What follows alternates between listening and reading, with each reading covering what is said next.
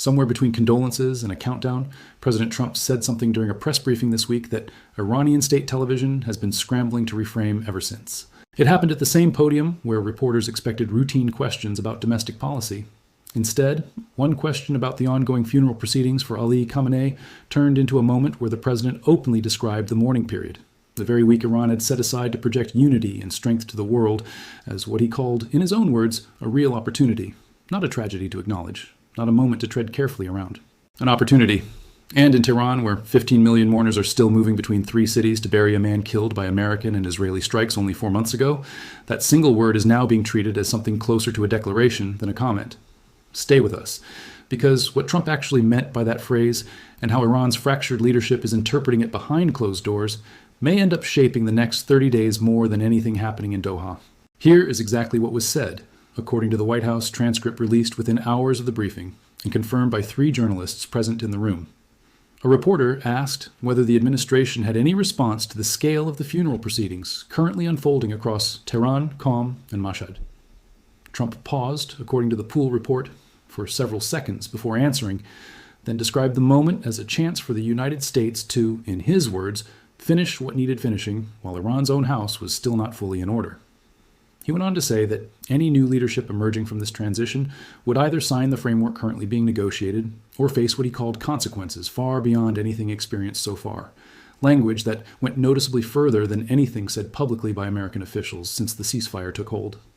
Within hours, Iranian state broadcasters had cut away from live funeral coverage twice to address the remarks directly, describing them, according to a translated transcript reviewed by regional analysts, as proof of what Tehran has long called American opportunism dressed up as diplomacy. To understand why this single comment landed as hard as it did, you need to understand exactly what condition Iran's government is actually in right now, 4 months after losing the man who had led the Islamic Republic for 36 years. The assassination of Ali Khamenei in the opening hours of the war left a vacuum no institution inside Iran had ever been built to manage smoothly. Within a week, in a closed session of the Assembly of Experts that reportedly lasted barely 11 hours, his son Mojtaba was named successor, an appointment several clerics have since described privately as rushed far beyond anything the institution's own procedures typically allow. 4 months later, that same successor has not appeared publicly at a single stage of his own father's funeral, a silence Iranian officials have attributed to security concerns, but one that has fueled growing uncertainty both inside and outside the country about who is actually making decisions at the top of Iran's government right now. It is into that exact vacuum that Trump's comment landed, not as pressure applied to a stable government, but as pressure applied to a leadership structure that cannot currently confirm, with any certainty, who holds the authority to respond. What makes this moment different from previous rounds of rhetoric out of Washington is the specific timing and audience Trump appeared to be targeting. This was not language aimed at negotiators already sitting across the table in Doha, who understand the technical details of the framework far better than any domestic press briefing could convey.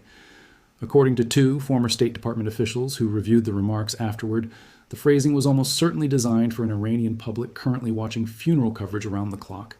a population being told for the first time, directly from an American president, that the country's vulnerability during this exact week was being viewed abroad as leverage rather than tragedy.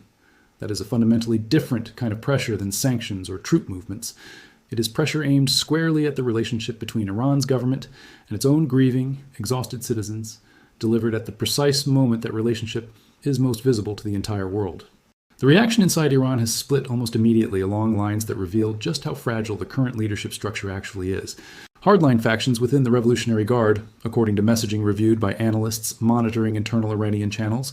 have seized on the comment as confirmation that Washington views this funeral period as nothing more than a moment of weakness to exploit, using it to argue internally against any accelerated movement toward a final agreement, framing compliance now as a national humiliation rather than a pragmatic path forward.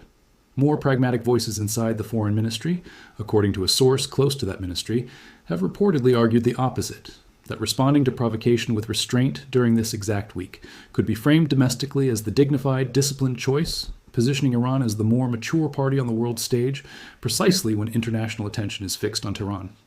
2 competing interpretations of the same 6 words, inside a government whose actual chain of command remains genuinely unclear following its new supreme leader's continued absence from public view. Widen the lens further, and the diplomatic complications multiply. European officials involved in supporting the fragile framework currently under negotiation were reportedly not consulted before the remarks were made, learning about them through news coverage alongside everyone else, according to a diplomat granted anonymity to discuss internal deliberations. That matters because European governments have invested significant capital keeping this process alive, and unscripted remarks like this risk undermining months of careful, quiet diplomatic management in a single press briefing. Israel's response has been notably muted publicly, though a senior Israeli official speaking to a regional outlet described the comment as consistent with an approach considerably more direct than the incremental diplomatic pace Israel has periodically pushed for. Russia and China, whose economic relationships with Iran depend on the current sanctions environment persisting rather than lifting, issued carefully neutral statements calling for what Beijing described as restraint and respect for Iran's internal processes. Language that reveals more about their own interest in prolonged instability than any genuine concern for Iranian sovereignty. What happens next depends heavily on which faction inside Iran's fractured leadership ultimately shapes the country's response.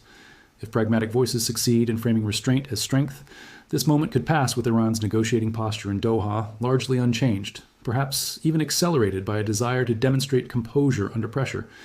If hardline factions instead succeed in framing the remarks as proof that no agreement with Washington can ever be trusted, the fragile progress made in recent technical talks could unravel rapidly at the exact moment global attention on Iran is at its highest point in years.